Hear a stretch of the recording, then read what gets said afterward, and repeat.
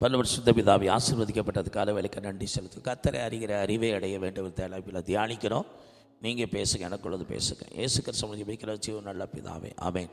அல்லேலூயா, அல்லேலூயா. இந்த அறிவு எனக்கு ஆச்சரியமாக இருக்கிறது. வாசிக்க கொலோசியர் 1:6.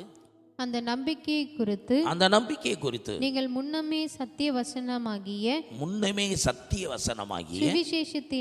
சுவிசேஷத்தினாலே கேள்விப்பட்டிருக்கிறீர்கள்.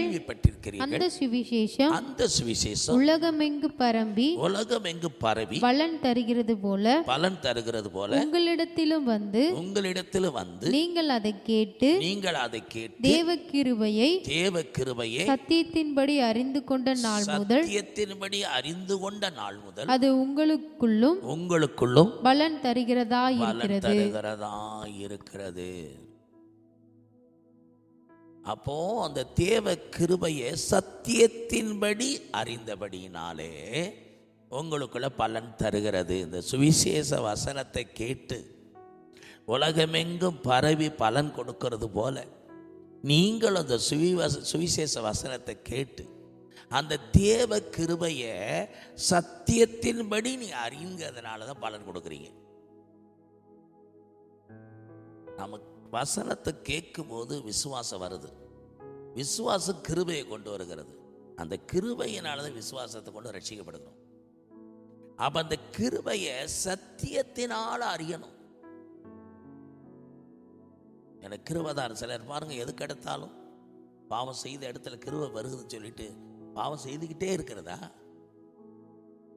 நிறைய பேர் இடத்துல அந்த தவறான விதத்தில் அதை புரிஞ்சுக்கிட்டு பாவம் பெருகிற இடத்துல தேவ கிருபை பெருகிறது சொல்லிக்கிட்டு பாவம் செஞ்சுக்கிட்டே இருக்கிறதா?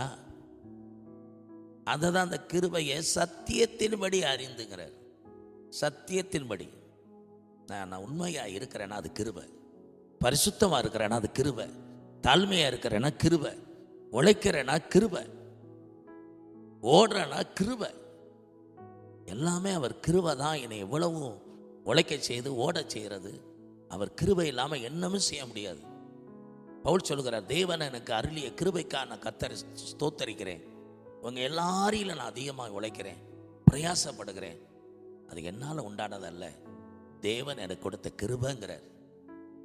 சில சொல்லுவோம், நான் அப்படி கொடுக்குறேன், கர்த்தருக்கு கொடுக்குறேன், உழைக்கிறேன், ஊனி இந்த சபைக்கே நான் தான் தூணு. இதெல்லாம் நம்ம பெருமை பாராட்டி இன்னைக்கு அவர் சமூகத்தில் ஒரு நிமிஷம் கூட நிற்க முடியாத அளவுக்கு தளண்டு போயிட்டோம், சுருண்டு போயிட்டோம். இந்த பெருமையினாலே பேசி தேவ சமூகத்தை இழந்து, கிருபையை இழந்து, மகிமை இழந்து காணப்படுகிறோம். அதிகமாக செபிக்கிறீங்களா? கிருபையா? கிருபை கொடுக்குறீங்களா? கிருபை உழைக்கிறீங்களா? கிருபை பரிசுத்தமாக இருக்கிறீங்களா? கிருபை 8 மணிக்கு பாறேன், 9 மணிக்கு போகிறேன், இந்த சாலெல்லாம் உழைக்கிறேன், பிரயாசம் இரவு கண் விழிக்கிறேங்க தருக்காங்க. கிருபை. அதில் வேணுமா பாராட்ட ஒன்றும் இல்லையே. இதை கேட்குற அன்பான தேவனுடைய பிள்ளைகளே, கொலோசியர் சபையை புஸ்தகம் போல அழகாக எழுதுகிறார்.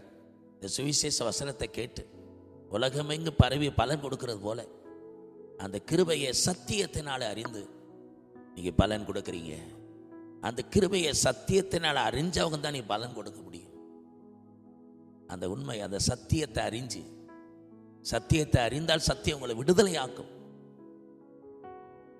அந்த கிருபையை நீ உலக மாயை பின்பற்றி அநேகர் விருதாமாக்குறாங்க. யூதா நிறுவத்தில் சொல்லுகிறாரு, மாம்ச இச்சைகளை நிறைவேற்றும்படி அந்த கிருபையை விருதாமாக்குறாங்க. தேவ தயவு குணப்படுத்தணும்னு சொல்லி இருதயை கடினப்படுத்தி அந்த கிருபையை விருதாமாக்குறாங்க. இப்படி பலர் அந்த கிருபையை உதாசீனப்படுத்துறாங்க.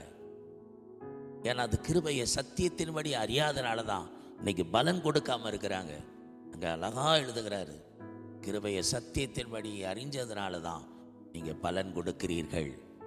இந்த செய்தி மூலமாய் கர்த்தருடைய கிருபையை சத்தியத்தின்படி அறியுமானால் நாம் பலன் கொடுக்கிறவர்களாக இருப்போம். அந்த செய்தி மூலமாய் அநேகர் அந்த கிருபையை சத்தியத்தின்படி அறிந்து கொள்ளக்கூடிய பலனை தந்து பலன் கொடுக்கிறவர்களாய் மாற்றும். இயேசு கிறிஸ்துவின் ஜெபிக்கிறோம் ஜீவன் நல்ல பிதாவே, ஆமென்.